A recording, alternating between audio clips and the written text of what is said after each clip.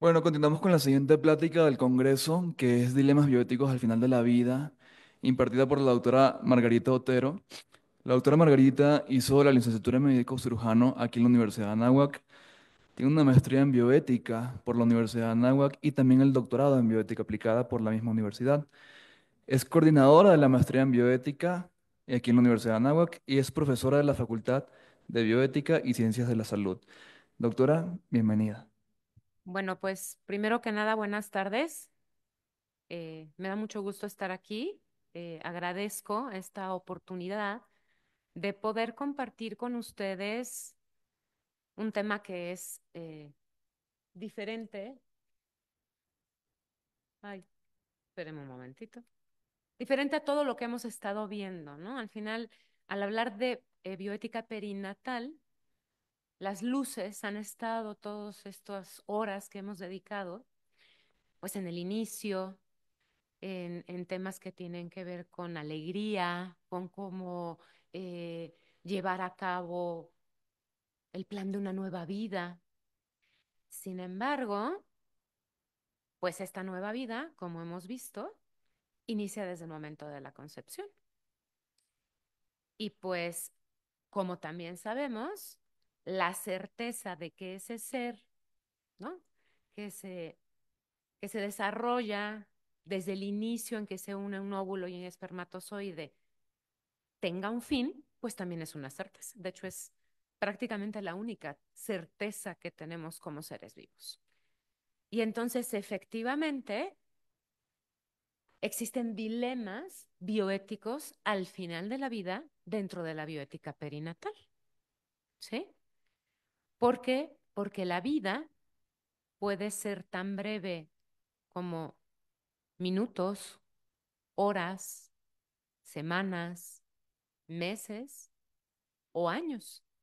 Hoy estamos hablando de los centennials, ¿no? Estamos viendo personas que con muchos avances están llegando a vivir más de 100 años, ¿no?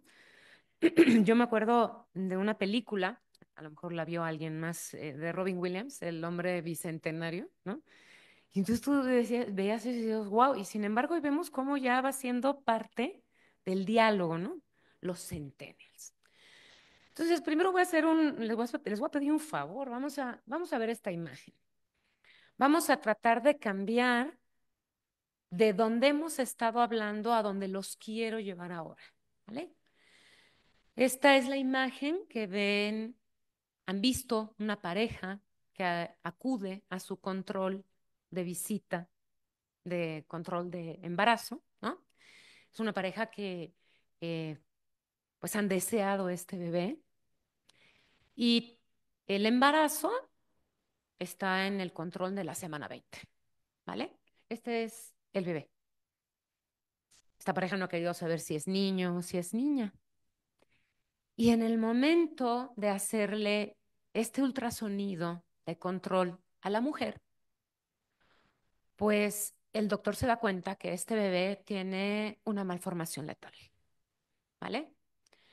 Por lo tanto, la probabilidad de que este bebé muera intrauterinamente o fallezca a los pocos minutos de haber nacido, semanas o meses, es alta.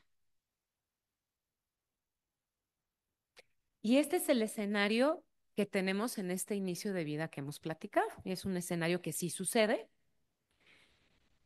es un escenario que pues derrota, ¿no? A la pareja. Imagínense que a ustedes les dijeran esto. En ese segundo, ¿qué pasa? ¿No? Entenderías pues como una lluvia de emociones, tu cerebro sería pues como una montaña rusa, ¿no? O sea, pensarías que hiciste mal, que hicimos mal, por qué nos pasó. Claro, seguro fue porque estábamos de viaje, pero entonces seguro tuvo que ver con que no estaba la temperatura adecuada, pero no le hicimos caso, pero fue el día que nos fuimos de fiesta, pero, ¿no? Puedes empezar a pensar muchas cosas. Si además empiezas a buscar acerca de la patología que te dice el médico, ¿no? Pues no te quiero contar la historia donde se va. ¿No? Porque inmediatamente empiezas a pensar, pero ¿por qué se va a morir si no ha nacido? pero ¿qué me va a pasar a mí? ¿Qué he hecho mal? ¿Por qué me castiga Dios? Tiene una cantidad de pensares ahí fuertísimos, ¿no? Esta parte emocional. Pero aquí vamos a sumarle que estamos viendo la muerte en el inicio de la vida. Entonces, por eso es tan delicado hablar de final de vida en el inicio de la vida. Y por eso es que está este tema de la bioética perinatal. Entonces, yo viendo esto, poniéndoles este contexto, pues pensé algunas preguntas, ¿no? ¿Cómo podemos acompañar a estas familias, ¿no? En este camino. Ustedes, por ejemplo, como eh, especialistas, ¿no? En esta formación eh, perinatal, pues ¿cómo pueden acompañar a esta familia? Porque es una familia, ¿vale? ¿Cómo puede acompañar el equipo de salud a esta familia? ¿Cómo respondemos a estas situaciones a través de la bioética, ¿no? Porque pues la bioética tiene que ser algo integral, algo interdisciplinario, como hemos estado viendo. ¿Cómo podemos honrar la dignidad de la vida, incluso cuando su fragilidad nos confronta con el misterio de la muerte? ¿No? Esto es bien delicado, este pequeño ser, 20 semanas, ¿no? ¿Cómo podemos dignificar su vida? ¿Cómo podemos garantizar que cada vida, por breve que sea, se trate con respeto y con la compasión que merece?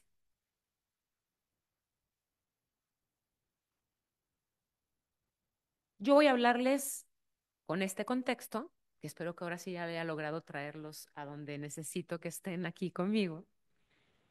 Voy a hablarles un poquito de la bioética. ¿Por qué? Porque considero que esta luz nos puede ayudar mucho a encuadrar cómo abordar esto. También voy a platicar con ustedes acerca de los principales dilemas bioéticos que existen en el final de la vida perinatal. ¿Cómo podríamos apoyar, ¿no? A una toma de decisiones encaminada primero hacia el bien y hacia la verdad y cuidando lo que es un embarazo, dos vidas? Y por último, ¿cómo veo o cómo sugiero que de acuerdo a cómo se encuentran las cosas hoy en día al final de la vida en la bioética perinatal, ¿no? Mis recomendaciones? Entonces, fíjense, voy a ser muy breve porque esto ya ha sido tratado, pero quiero retomar cosas importantes, ¿no? ¿Qué es la bioética? Bueno, tenemos un autor que es como un parteaguas dentro de lo que es el desarrollo de la bioética, que es Potter, ¿no? Potter, por cierto, era médico, era oncólogo, ¿vale? Y es quien desarrolla en un inicio la primera definición de bioética. ¿Y qué hace él? Nos dice que es la ciencia que va a regular la conducta humana en el campo de la vida y la salud y habla de un tema de valores y principios morales razonables. ¿Qué es lo primero que aporta Potter? Hablar de esta unión, de este puente que hace la bioética entre la ciencia y el humanismo, ¿sí? Lo que es el desarrollo, el advenimiento de las ciencias con el respeto de cada uno de los seres vivientes, ¿vale? Más adelante, esto pues se renueva y entonces vemos cómo ya hablamos de una ciencia, ¿no? Hablamos de un estudio sistemático que tiene que ver con visión moral, de decisiones, conducta, políticas, en las ciencias de la vida y la atención de la salud. Y es aquí donde ya se ve por qué es una ciencia, porque hay una variedad de metodologías éticas y en un contexto interdisciplinario. ¿Qué le suma aquí? Al yo decir que es algo que tiene metodología, quiero decir que hay una parte científica, una parte en la cual yo tengo que ir llevando a cabo un proceso para darme cuenta, ¿sí? Que está siendo orientado hacia el bien y a la verdad. ¿Por qué interdisciplinario? ¿Alguien se acuerda por ahí las tres ciencias que hemos platicado que deben de estar presentes en una reflexión bioética? ¿Alguien las tiene por ahí? ¿Alguien que quiera así fuerte decir? Te- Efectivamente, muchas gracias. Y ese contexto interdisciplinario es el que nos permite dar un abordaje integral, efectivamente, de estos dilemas. Por lo tanto, podemos decir que es un análisis racional de los problemas morales que tienen que ver con la biomedicina principalmente, ¿sí? Y esto tiene que ver con este enfoque interdisciplinar, que es la parte de las ciencias médicas, la, la parte legal, ¿no? La parte jurística y lo que tiene que ver con la filosofía, ¿no? Que concretamente nosotros hablamos sobre todo de, ¿qué? De ética y de antropología, ¿va? Y esto propone unas pautas de comportamiento ético en la medicina y por lo tanto en la investigación médica, ¿no? Porque aquí va involucrado el ser humano. Aquí es importante recordar que este contexto bioético nos habla primero de la dignidad humana intrínseca, ¿no? Hemos estado hablando de este término mucho. ¿Por qué? Porque es importante reconocer que la dignidad es algo inherente al ser humano, ¿ok?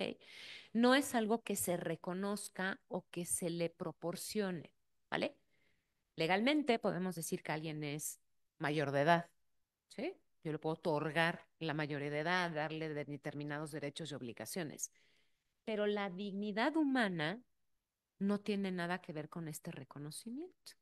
Es algo que independientemente de mis características, por una parte, o de cómo estoy expresando determinadas funciones, no se da ni se quita. La poseemos simplemente por el hecho de ser seres humanos.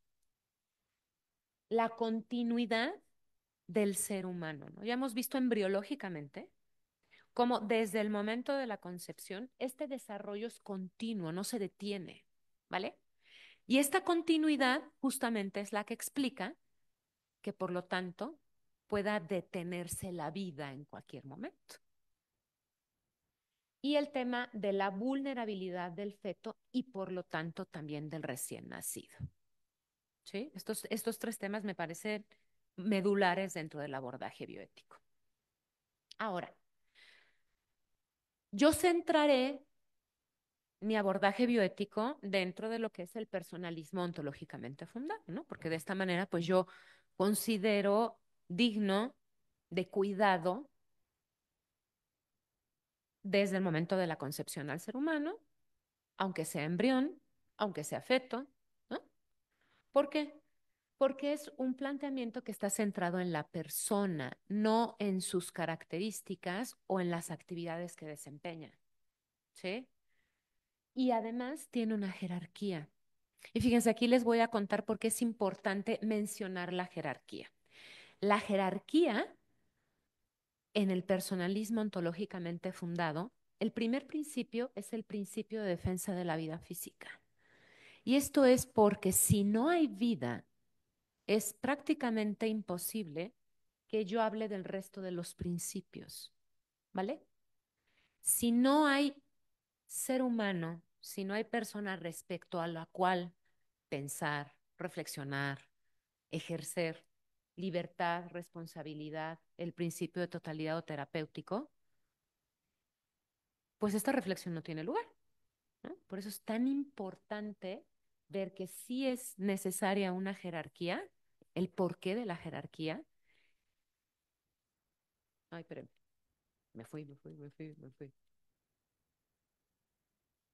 Y por qué es necesaria la vida para poder hablar de lo demás. Bajo este contexto, con la imagen que yo les decía, vamos a retomar otra vez esta pareja con las 20 semanas de gestación, pues surgen otras preguntas, ¿no?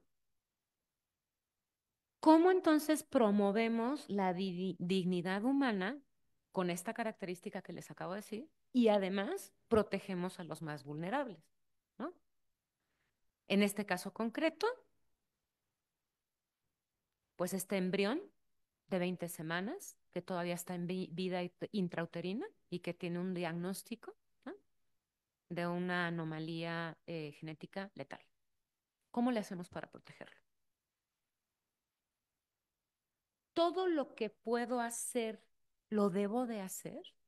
Todo lo técnicamente posible es éticamente admisible.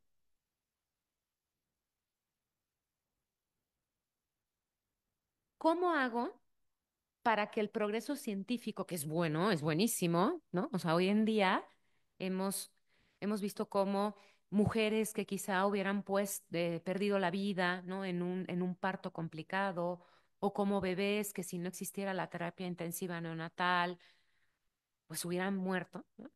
Pues es buenísimo el avance científico, perfecto. Pero ¿cómo hacemos para que ese progreso científico, con los riesgos que tiene, que conozcamos o no conozcamos, porque a veces no vemos todo, ¿vale? Puedan afectar la dignidad, la integridad e incluso la vida de una persona, ¿no? Y en este caso, vamos a regresarnos a pensar otra vez. Este embrión, este bebé de 20 semanas con esta malformación. ¿Cómo hacemos, no? Debo de utilizar todos los avances tecnológicos que existen, todos, todos, todos, todos, o sea, agotar las posibilidades técnicas. ¿Qué escala de valores yo debería de ocupar, ¿no? Para tomar esta decisión?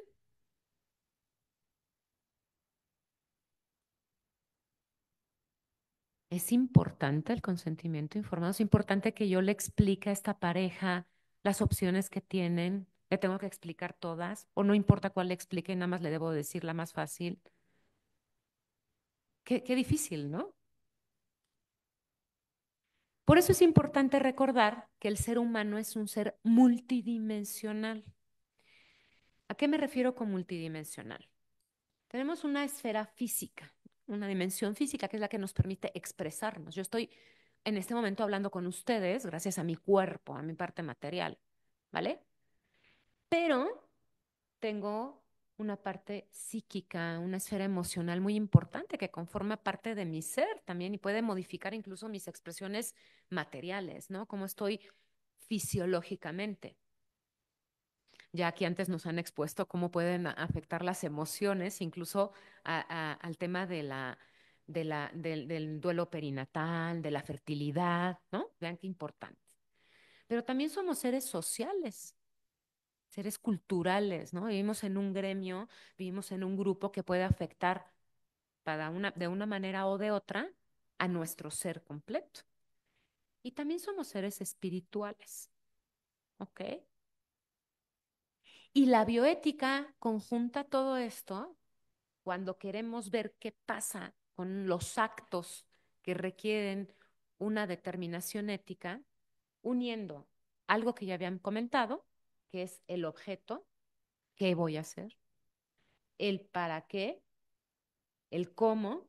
Pero fíjense qué hermoso, la bioética observa a los sujetos y las consecuencias que pueden tener estos actos, ¿vale? Entonces, fíjate, todos los sujetos que están aquí en este dilema bioético, ¿no? Pues son sujetos que tienen estas esferas, ¿estamos de acuerdo? Y además las consecuencias, pues no necesariamente son las que veo ahora, ¿no? Probablemente las consecuencias no las pueda ver en este segundo y sean a mediano o a largo plazo.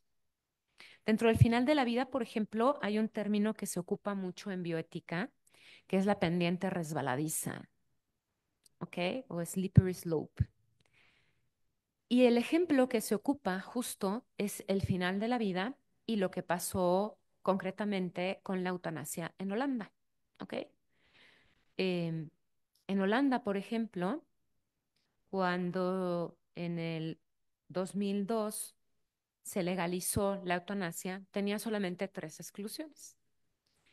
El slippery slope o la pendiente resbaladiza de lo que nos avisa en la bioética es que al abrir una puerta es muy probable que tú sigas abriendo y abriendo y abriendo exclusiones cada vez más amplias. ¿Por qué? Porque evidentemente ya no hay un filtro que revise todo esto, ¿sí? Entonces, por ejemplo, hoy en día vemos cómo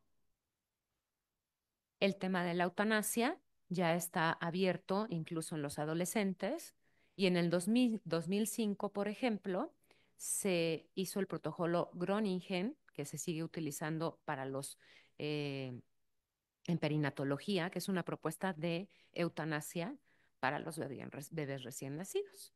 ¿Sí? Entonces vean cómo este término, al no ver todo esto dentro de lo que es el análisis bioético de los actos, pues vulnera, ¿no? Y aquí estamos, recordemos, este bebé, este embrión de 20 semanas.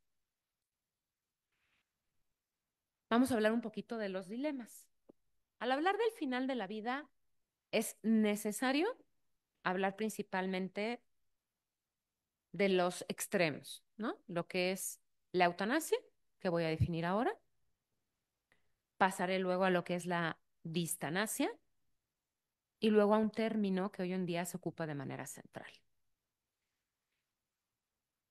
Eutanasia, tal cual, etimológicamente quiere decir eu, que es bueno, y thanatos es muerte, y se habla de una buena muerte, un bien morir, ¿no? Aquí vemos cómo a veces esta etimología es usada para detallar o justificar determinados actos hoy en día, ¿sí?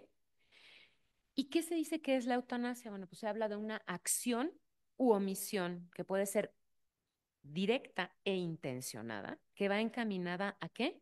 A provocar la muerte, ¿ok? Y esto es la muerte de una persona con las características, con las dimensiones que hablamos antes, que padece una enfermedad avanzada o terminal. Y en este caso, bueno, no incluye a petición expresa y reiterada de esta, ¿no? Porque en el caso de un menor, pues esto está bajo tutoría de los padres, pero que sepan que existe la eutanasia neonatal, ¿vale? Dentro de estos términos, en cuanto a lo que tiene que ver con los dilemas, pues existe lo que es la limitación del esfuerzo terapéutico, ¿vale? En medicina, eh, cuando queremos referirnos a lo que son los medios proporcionados o desproporcionados, pues hablamos mucho de la limitación del esfuerzo terapéutico. Aquí lo primero que quiero decir es que no hay una receta, ¿vale? Cada persona es individual, cada persona es diferente y la misma patología en un ser humano diferente no debe de ser tratada de la misma manera y la expresión de la enfermedad también es diferente, es individual. Por lo tanto, los medios proporcionados es importante, sí, que deben de ser individualizados. Pueden tener que ver con muchas cuestiones también, como por ejemplo, cuáles, cuánto tiempo se lleva internado, el tipo de paciente, los recursos económicos. A veces esto también tiene que ver mucho con cómo podemos ayudar a las personas, ¿sí? Y la posibilidad que existe de tratamientos. Entonces, esta limitación del esfuerzo terapéutico, en un caso como el del bebé que les acabo de comentar, pues es bien importante, ¿no? Porque, bueno, ¿y cómo ayudamos a esta pareja? ¿Por qué? Porque en ocasiones se cae en lo que es la obstinación terapéutica, que es un término que es análogo, que es la otra conducta extrema, ¿no? Que es la distanasia. ¿Qué es la distanasia? Es cuando se hace algo mal, ¿no? Tal cual es malo o que está mal hecho. Concretamente nos referimos a la prolongación innecesaria del sufrimiento de una persona que padece una enfermedad terminal y que además no proporciona calidad de vida, ¿vale? Esto también es retrasar, postergar el advenimiento de la muerte todo lo posible y por todos los medios, ¿vale? Ahí regresamos a la pregunta, ¿se acuerdan que yo les había dicho, bueno, ¿y se vale que yo haga todo, todo, todo?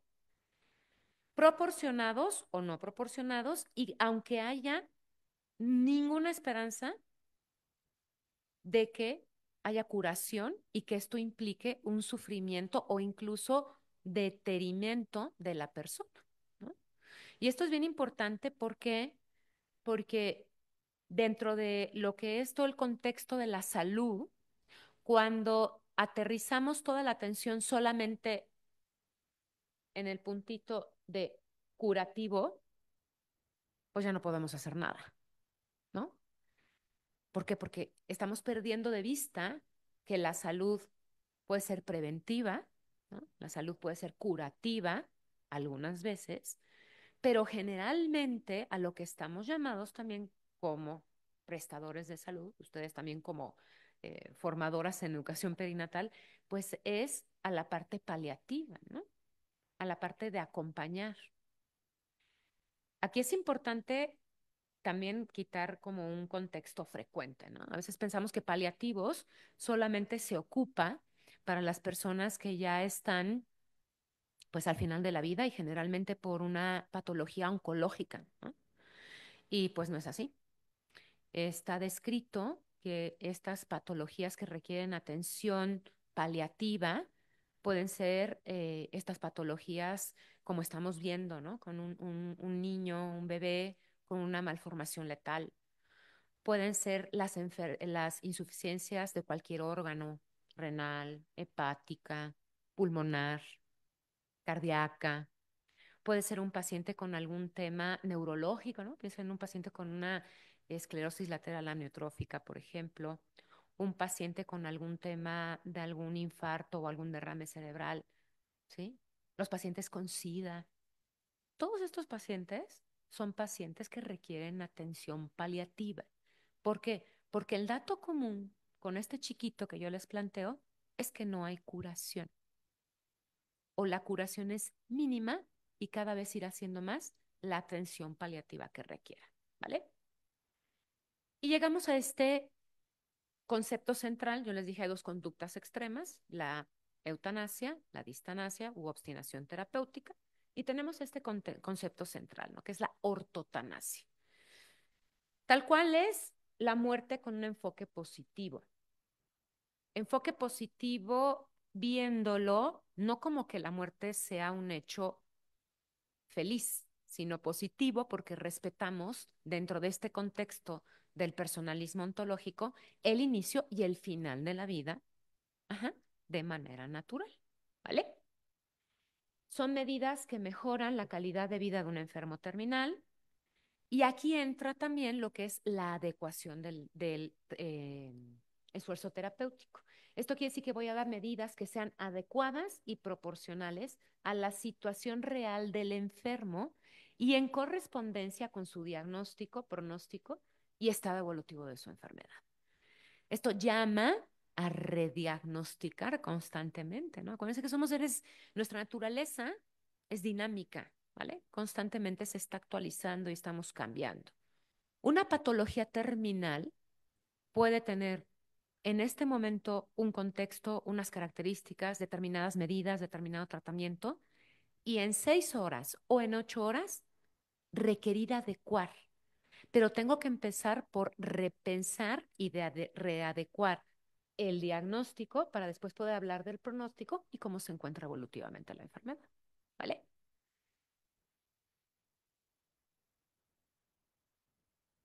Esta decisión de adecuar los procedimientos de soporte vital no quieren decir que terminemos el esfuerzo terapéutico, ¿no? Obviamente este esfuerzo, este adecuar y esperar el momento de la muerte de manera natural, se extingue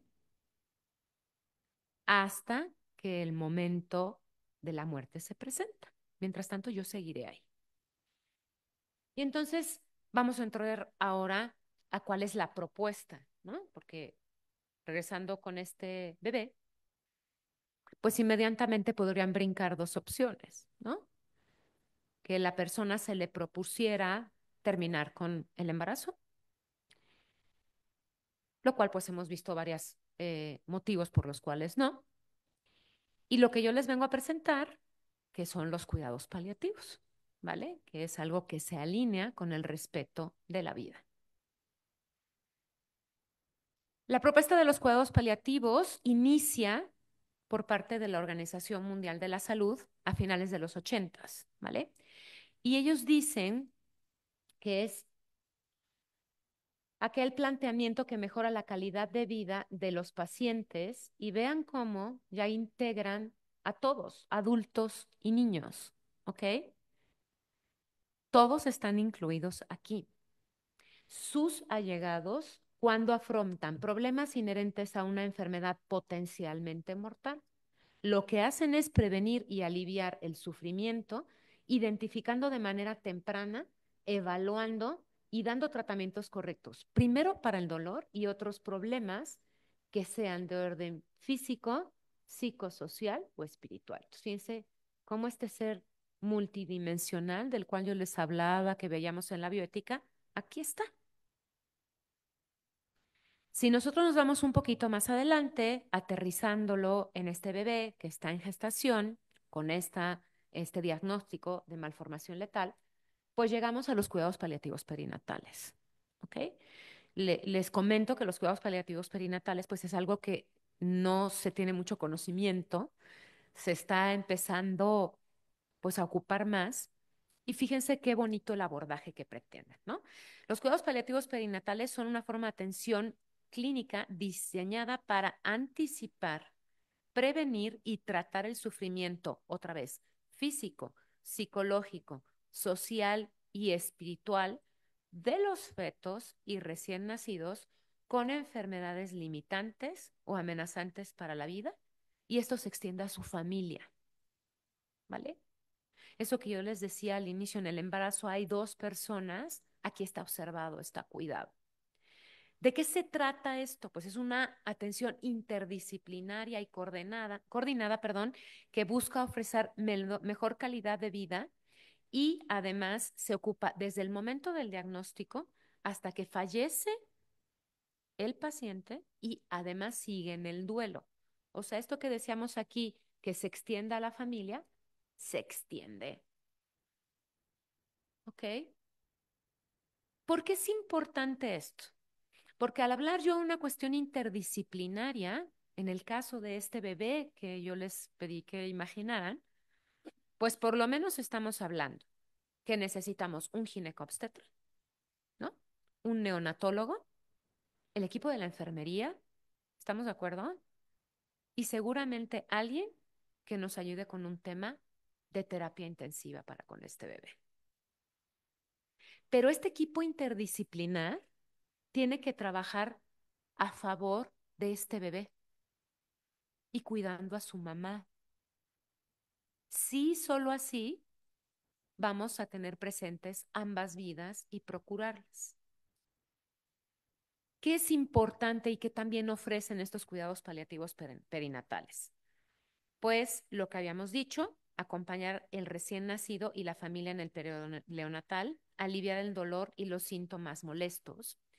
Aquí es importante decir que podríamos pensar que un neonato o un feto en esta edad gestacional no puede expresar o no podríamos inferir las señales de dolor. Sin embargo, sí se puede, ¿sí? Y evidentemente esto también lo ven los perinatólogos, ¿va? El apoyo a la familia es súper importante y cuando hablo de familia no me quedo solamente en la mamá, el papá, los hermanos, los abuelos. Tenemos que tener también dentro de esta atención de cuidados paliativos perinatales un espacio para el diálogo. Tenemos que oír a estas familias, a estas parejas, a esta mamá, entender qué le está pasando, qué dudas tiene, ha entendido lo que le está pasando a su bebé.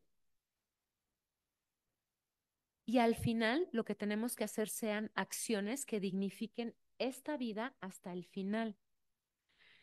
Es muy importante recordar, el que sea una vida que está iniciando no le exime de que tenga un final próximo o inmediato y que además no podemos o no debamos de cuidarlo. Por lo tanto, es muy importante dentro de esta atención que haya apoyo y acompañamiento, pero a todos. Esto es lo que yo les decía en cuanto a lo que es la atención paliativa. Cuando nosotros hacemos el diagnóstico, que es el que se hizo en esta consulta, ¿no? Concretamente, pues aquí probablemente aún exista, dependiendo de la patología que tenga el bebé, ¿no? Alguna posibilidad curativa. Pero seguramente conforme progrese la enfermedad, la posibilidad de curación vaya disminuyendo y aumente la necesidad de paliación, ¿ok? De atender esos síntomas, de controlarlos. Y fíjense como lo que yo les decía al principio, que se sigue atendiendo después de la muerte, es bien importante. ¿Qué vamos a hacer con esta familia que ha perdido a este hijo?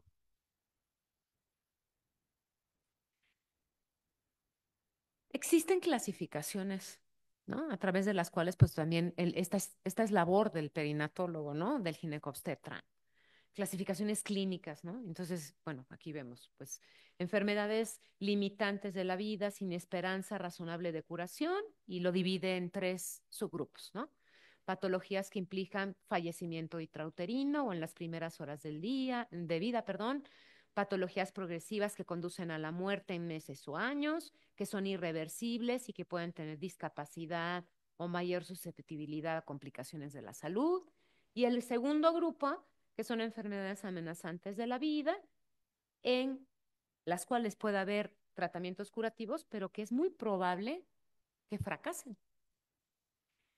Y aquí en esta columna tenemos este dato científico, ¿no? ¿Cuáles son, dónde se agrupan estas patologías? Entonces aquí vemos, pues por ejemplo, hay agenesia renal bilateral, perdón, anencefalia, enfermedades metabólicas, la trisomía 18 sin malformaciones mayores, la parálisis cerebral, la prematuridad extrema, hernias diafragmáticas, cardiopatías congénitas. Pues hay varias patologías aquí, ¿no? Esta es la parte que tiene que ver con las cuestiones dilemáticas, ¿no? Entonces vimos dos conductas extremas, una conducta central que nos lleva a esta propuesta de los cuidados paliativos perinatales. ¿Cómo tomamos decisiones para podernos comunicar con la familia y apoyarla? ¿No? Porque primero está cómo yo decido que voy a comunicarme con la familia y cómo la voy a apoyar. Lo primero que se debe de hacer es tener una comunicación y colaboración honesta, abierta y empática, ¿vale? ¿Por qué honesta? Cimentar falsas esperanzas no es correcto, y menos en un momento como este. ¿Por qué abierta? Porque es necesario que los padres del bebé sepan lo que va a pasar. ¿Por qué empática? Porque es una vida que está empezando y es muy fuerte decirle a alguien que todos esos sueños y todas las esperanzas que tenía no van a llegar, no se van a desarrollar. Todo esto tiene que estar centrado en la persona, pero esa persona que yo les platiqué, una persona que tiene una dimensión física, una dimensión psíquica, emocional, una dimensión social y una dimensión espiritual, porque sí, solo así el abordaje es integral. Y también debemos de saber dar malas noticias. Y debemos saber, me refiero a todo el equipo que esté frente a una situación como esta. A lo mejor esta situación le toca a un médico, pero a lo mejor la primera persona que tiene contacto con esta mujer o con esta familia es una enfermera, pero a lo mejor es alguna de ustedes que se están formando en esto, una doula, ¿no? No sabemos quién va a ser la primera persona que esté con esta familia. Y hay que saber dar malas noticias. Por eso es importante no perder de vista que tenemos que apoyar a los padres, a la familia y, por supuesto, al equipo que presta esta atención. Hay un protocolo que si bien no se exime en cuanto a la forma de dar malas noticias, se los quiero compartir porque es muy breve, ¿no? Es un protocolo que fue desarrollado por dos autores. De hecho, se ve muchas veces como adaptado de Bookman, ¿no? Y se llama el protocolo Spikes.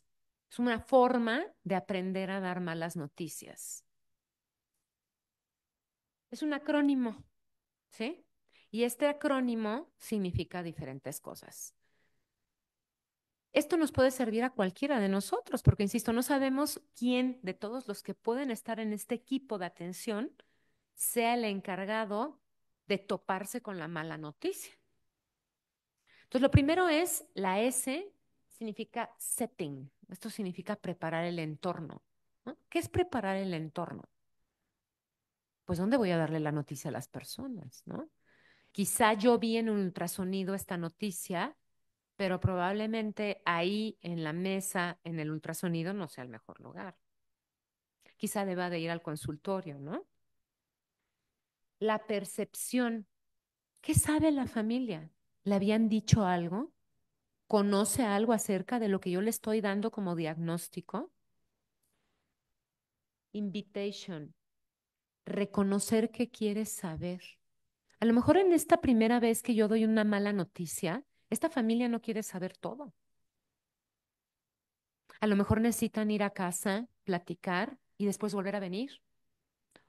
O quizá me pidan otra consulta y entonces yo les diga lo que está pasando y tendrán unas preguntas diferentes. Una vez que yo tenga eso, entonces sí puedo comunicar la información, ¿sí? Pero tengo que responder a las reacciones, a las emociones de esta familia. Y la básica, la primaria, es la empatía. Y por último, hacer un plan, un resumen de lo que vamos a seguir haciendo. Esto es bien importante, ¿no? El darme cuenta que después de haber hecho este procedimiento, la familia ha entendido lo que va a suceder y a qué acuerdo estamos llegando, es necesario, porque estoy asegurándome de que por lo menos en ese momento han entendido qué está pasando con el bebé, qué es lo que sigue y hasta dónde vamos a llegar por lo menos el día de hoy. Es una forma de dar las malas noticias, ¿ok? Para mí esta es la parte más importante, ¿no? El hablar de, bueno, ¿y a qué llegamos con esto o qué conclusiones tengo al respecto? Lo primero es siempre tener presente que la dignidad de los seres humanos es algo que tenemos inscrito en nuestro ser y es intrínseco desde el momento de la concepción. Si solo así, entonces yo puedo ofrecer esto de los cuidados paliativos perinatales. La atención paliativa necesita tener una estructura y un proceso multidimensional. Cuando se queda la atención solamente lo que da el neonatólogo o solamente lo que dijo el ginecólogo o solamente lo que dijo la tanatóloga o solamente lo que dijo la doula, ¿no? Pues estamos pues en un abismo, ¿sí? Eh, esta atención multidimensional tiene incluso que ver con el abordaje prioritario que debe de tener una circunstancia como esta, ¿no? Hace rato platicábamos por aquí con Elena que este abordaje que yo les digo aquí, estructurado y con procesos, en nuestro país, por ejemplo, lo inició el INPER, que es el Instituto Nacional de Perinatología, y utilizan algo que se llama código mariposa, ¿ok? En el cual la atención a una mujer para parto o cesárea, dependiendo de las características, ¿no? que tenga en una situación como esta, que sabemos que el diagnóstico del bebé en gestación, pues es una enfermedad terminal, se lleva a la pareja y muchas veces a la familia en el momento en que la mamá y el papá permitan a un lugar reservado, ¿sí? Donde se pueda tener pues esta intimidad y esta incluso eh, celebración de la vida de este bebé. Ujú. Entonces esto es importante. Los cuidados paliativos perinatales favorecen la integración del vínculo, la despedida y el duelo. Viendo a este ser multidimensional, pues probablemente la parte física, así viéndola puramente, en el momento que la mujer tiene el parto, pues ahí se acaba, ¿no? El tema del el embarazo. Pero emocionalmente, el embarazo no acaba ahí, ¿no? ¿Qué pasa con este bebé? Me han dicho que va a morir. ¿Qué puedo seguir haciendo con él? Quiero que lo traigan. ¿Puedo amamantarlo? ¿No puedo amamantarlo? ¿Cómo doy final a ese vínculo? ¿Cómo me despido de mi bebé? ¿Cómo sigo trabajando el duelo? Que es parte de lo que yo les dije que vemos en los cuidados paliativos perinatales. Es importante fortalecer dentro de lo que hagamos con casos tan dilemáticos al final de la vida como estos, apoyar a las familias, pero con una atención que sea interdisciplinaria, especializada, integral y coordinada. Existen pautas, yo les acabo de comentar de cómo se maneja concretamente de esta manera, ¿no? Y es importante que tengamos presente que el ambiente debe de ser un ambiente de respeto, compasión y en todo momento acompañamiento. Cuando el pensar científico lo reducimos o solamente lo llevamos a la parte curativa, pues entonces efectivamente el sentido del respeto, compasión y acompañamiento, pues están extintos completamente, ¿no? La mayoría de las veces en situaciones al final de la vida, esto es lo que hacemos, respetar la circunstancia, respetar el final de esa vida de una manera compasiva y acompañando. Si no puedo acompañar, facilito de alguna manera que se dé acompañamiento a esta familia en la situación en la que se encuentra. Por eso, dentro de los cuidados paliativos perinatales, se habla mucho de lo que es el cuidado compasivo. Hay una definición de compasión que a mí me gusta mucho, que dice que compasión es ver con el corazón, ¿sí? Entonces, cuando logras ver al otro como tú mismo, ¿no? Con tu corazón. Entonces, este cuidado compasivo, pues efectivamente pide por parte del equipo, fíjense cómo sigo hablando de equipo, competencias técnicas, ¿no? ¿Por qué? Pues porque es importante que tengamos presente, pues qué va a pasar en el momento del parto con la mamá, qué va a pasar con el bebé, ¿no? Pues tenemos que tener mucha preparación, todos, la enfermera, el neonatólogo, la dula, todos los que estemos ahí, quien le está dando la capacitación, ¿no? En cuanto a lo que es el tema perinatal, si hay alguien que le va a hablar de lactancia, que tenga certeza de si sí, si no, cuánto tiempo, cuánto. ¿Ven cuánto? Necesitamos las cuestiones técnicas, sí, efectivamente, pero necesitamos las competencias emocionales, esas actitudes humanas que tienen que ver con el corazón lo que está sucediendo, lo que está frente a nosotros. La empatía, el acompañamiento, este cuidado humanizado, una escucha activa. Esto cambia. Esa alegría del embarazo se esfumó. ¿Qué vamos a hacer? Hay que escuchar, ser responsables y tener una educación efectiva y sobre todo comprender. Probablemente en este momento esa pareja necesite silencio, necesite un momento de reflexión, necesite un momento de acompañamiento. Tenemos que escuchar, tenemos que ver. Ese es el cuidado compasivo, en el que yo, mis capacidades técnicas, el aprendizaje que cada uno vemos para el bien de este bebé concreto, lo acompañamos con esas capacidades o competencias emocionales, ¿no? Eso habla mucho del tema del abordaje a través de la inteligencia emocional, ¿no? Y aquí está esta parte intrapersonal, ¿ok? Pero interpersonal también.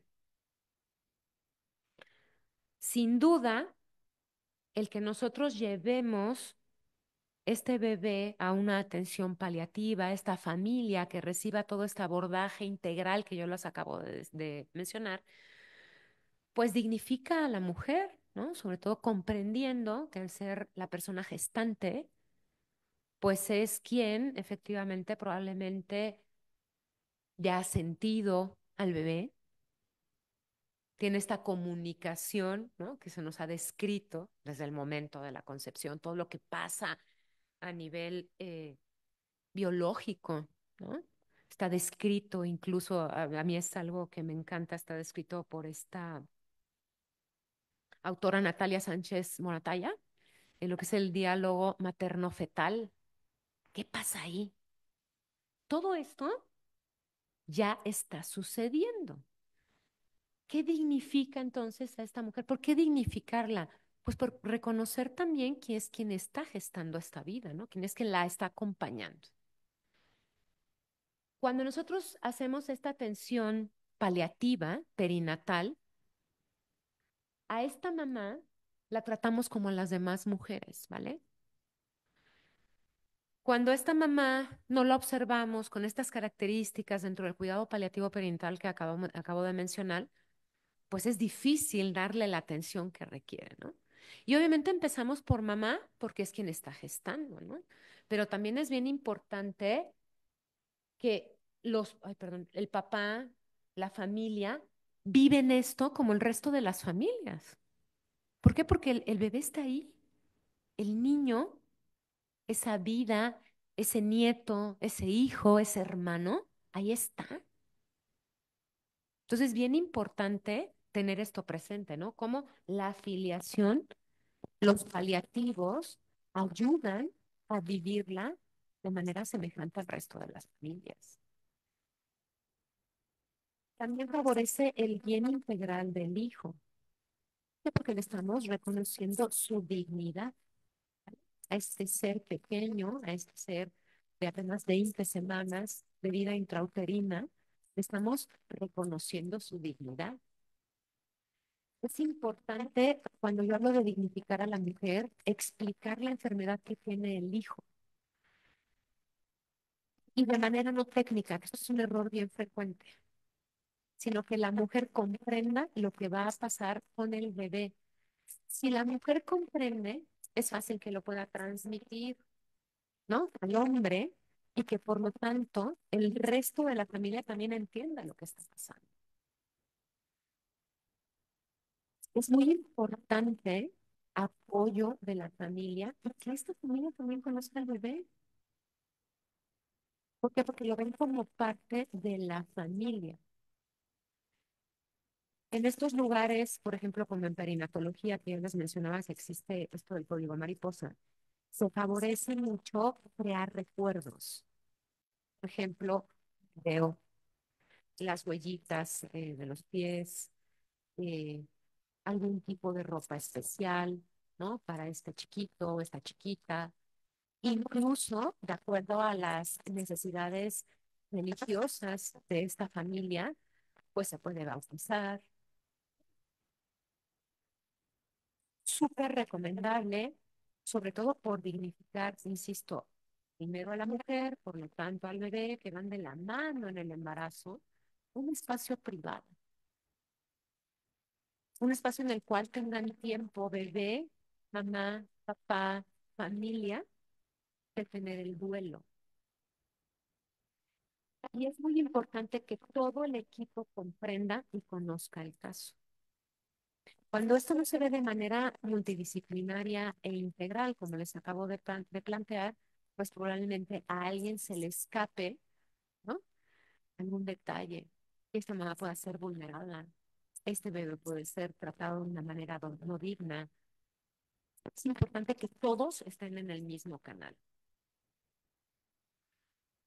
Si esto lo aterrizara en 5 ideas principales, ¿cuál sería mi recomendación en este final de la vida, en el inicio de la vida? Pues primero que nada, reconocer y en todo momento dirigir los actos hacia el reconocimiento y la mirada ontológica de la persona. Esta persona está ahí desde el momento de la concepción, en este momento sigue con vida intrauterina, pero reconocerle su dignidad nos permite tener un abordaje cercano a lo que acabamos de describir, que son los cuidados paliativos perinatales. Dos, la visión integral. No es más importante ningún especialista ni nadie de la familia. Todos son necesarios, porque aquí hay que vivir un duelo, ¿sí? Es muy importante la comunicación adecuada con cada uno de los integrantes de la pareja, mamá, papá, qué están pensando, qué están sintiendo, qué dudas tienen y el respeto. No podemos esperar determinadas conductas. Más bien tenemos que nosotros ponernos en disposición de estar atentos de lo que necesita esta pareja. Bien importante la proporcionalidad de los tratamientos. Nace este bebé, vamos a proporcionar cuidados paliativos perinatales. ¿Qué le vamos a ofrecer?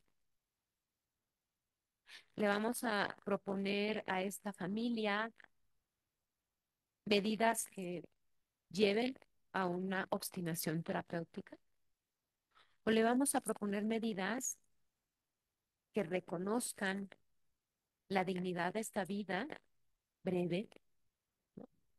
A través de los cuidados paliativos.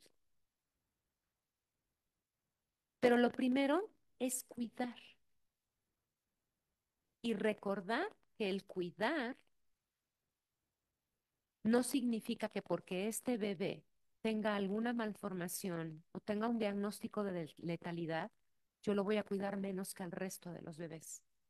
Estamos llamados a proporcionar la atención que requieren estas familias, sobre todo por la vulnerabilidad que tienen y por lo difícil de comprender el final de la vida en el inicio de la vida. Y pues mi parte es todo.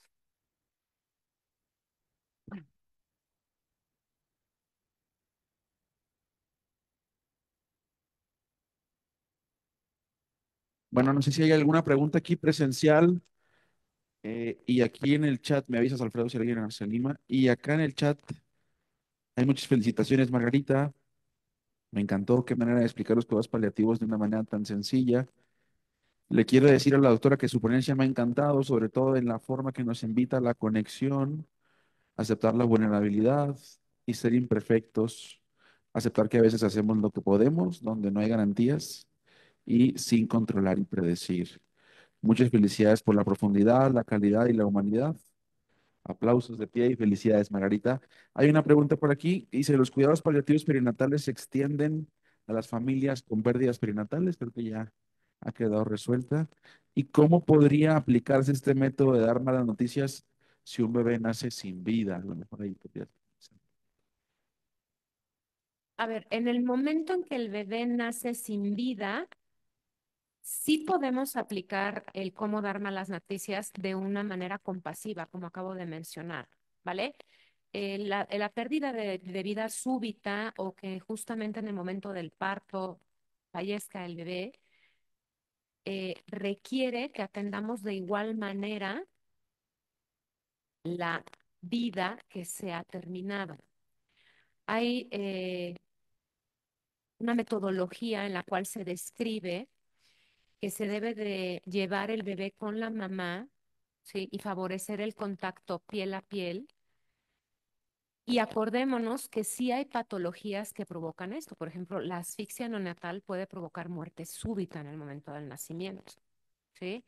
Y esto es algo que puede suceder en un recién nacido o intrauterinamente y que el bebé nazca obitado. Entonces, ¿cuál es la recomendación? Exactamente la misma. El bebé ha fallecido en un lugar privado, en un lugar lo mejor posible, adecuado para la mamá, para la familia, y entendiendo la dimensión de la noticia que vamos a dar y siempre facilitando el terminar el duelo. Esto que estoy comentando es bien importante porque se ha visto cómo favorecer, cerrar el duelo en estas circunstancias de muerte perinatal permite que la mujer no genere estos sentimientos que incluso hemos hablado de culpa, ¿no? Y hablo principalmente de la mujer, pues porque la gestante, ¿no? Pero este sentimiento va de la mano del padre, ¿no? O sea, acuérdense que en las familias, la filiación, donde estamos hablando de la gestación de los hijos, pues también el hombre se ve involucrado en esto. Y es necesario permitir a través de reconocer el diagnóstico de una manera suave. ¿Se acuerdan que les dije que es de una manera honesta, de una manera clara? Con este protocolo también es una forma de hacerlo, lo que le sucedió al bebé, pero siempre favoreciendo que el bebé esté con la mamá, ¿vale? Y el contacto con el chiquito, ¿ok? Muchas gracias, doctora. ¿Alguna duda aquí presencial? Si no hay ninguna, pues me gustaría hacer la entrega de el reconocimiento, la constancia.